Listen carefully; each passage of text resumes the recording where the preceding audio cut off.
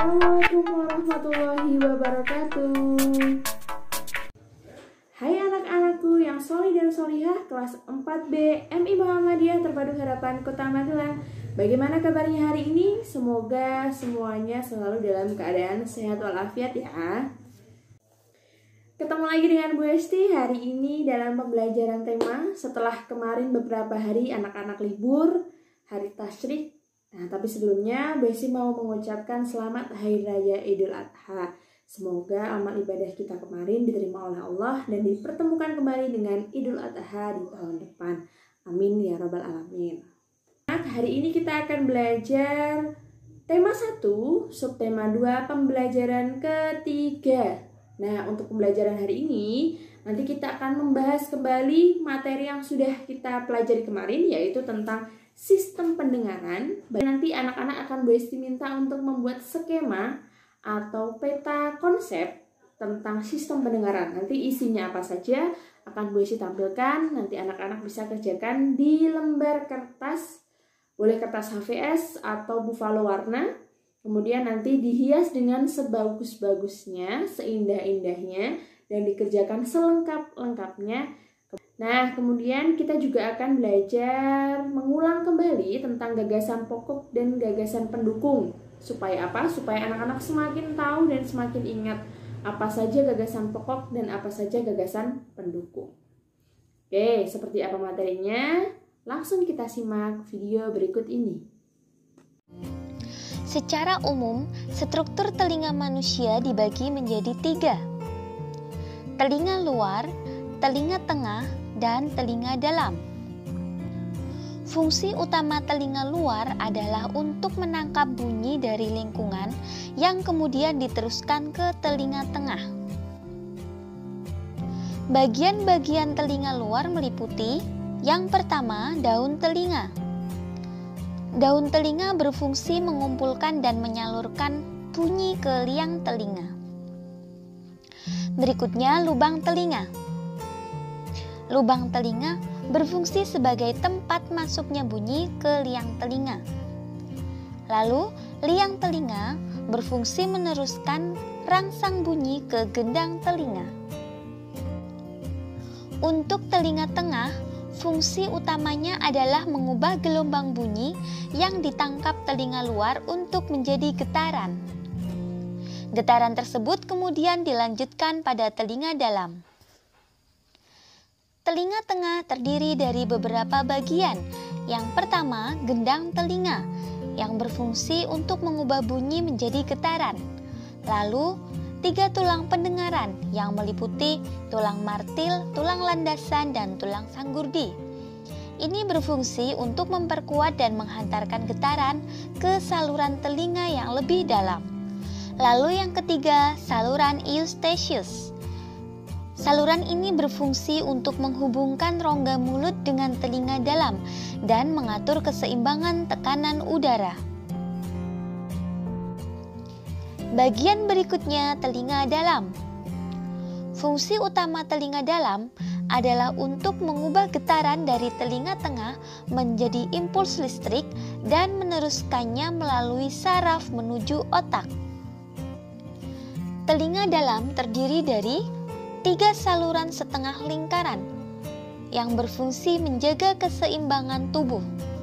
Lalu, tingkap oval atau jorong yang berfungsi untuk meneruskan getaran ke rumah siput. Dan yang terakhir yaitu rumah siput atau koklea. Ini berfungsi untuk mengubah getaran menjadi impuls dan meneruskannya ke otak. Lalu, bagaimana cara kerja telinga untuk mendengar? Daun telinga menangkap gelombang bunyi dari luar kemudian diteruskan ke bagian telinga selanjutnya. Lalu, gelombang bunyi dari telinga luar diubah menjadi getaran. Getaran diperkuat dan diteruskan ke bagian telinga dalam untuk diubah menjadi impuls saraf. Impuls saraf diteruskan ke otak sehingga kita merasakan sensasi mendengar dan mengerti maksud dari suara tersebut. Selain mengganggu pendengaran, Masalah pada telinga juga bisa mengganggu keseimbangan tubuh. Oleh karena itu, kita perlu menjaga kesehatan telinga dengan baik agar organ pendengaran dan keseimbangan tubuh ini berfungsi dengan baik. Beberapa langkah yang dapat dilakukan untuk menjaga kesehatan telinga. Yang pertama, hentikan kebiasaan mengorek telinga. Banyak orang menggunakan cotton bud, jepit kertas, atau bahkan jepit rambut untuk membersihkan kotoran telinga. Hati-hati, kebiasaan seperti ini justru bisa melukai telinga dan membuat kotoran telinga masuk lebih dalam. Sebenarnya, telinga punya cara alami untuk membersihkan kotorannya sendiri. Tapi, jika kotoran telinga menumpuk dan membuat telinga kita terasa tidak nyaman atau pendengaran kita terganggu, sebaiknya kunjungi dokter THT untuk melakukan pemeriksaan dan pembersihan telinga dengan cara yang aman. Yang berikutnya, jauhkan telinga dari suara yang terlalu keras. Mendengarkan suara yang terlalu keras dalam jangka waktu yang lama bisa merusak telinga. Selanjutnya, hindari penggunaan ear candle.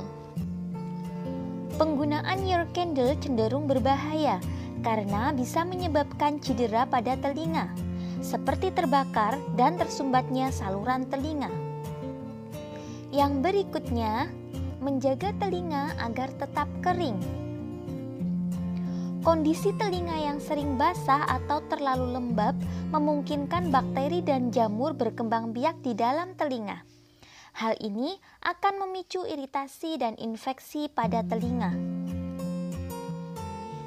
Dan yang terakhir, melakukan pemeriksaan telinga secara rutin. Melalui pemeriksaan secara rutin ke dokter, tanda atau gejala penyakit telinga dapat terdeteksi sejak dini dan tindakan penanganan bisa segera dilakukan. Berikutnya, coba adik-adik buat peta pikiran tentang indera pendengaran.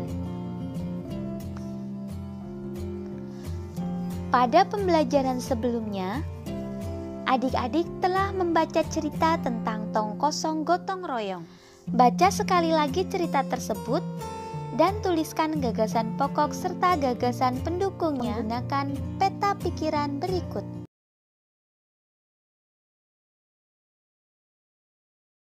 Anak-anak solih dan solihah, itu tadi materi pembelajaran kita hari ini. Semoga bermanfaat untuk anak-anak semua. Dan jangan lupa dikerjakan tugasnya, dikirim ke Bu Hesti maksimal pukul 22.00 atau jam 10 malam. Baik, terima kasih atas waktunya. Jangan lupa ibadahnya dan tetap jaga kesehatan. Sampai ketemu lagi di video selanjutnya. Wassalamualaikum warahmatullahi wabarakatuh.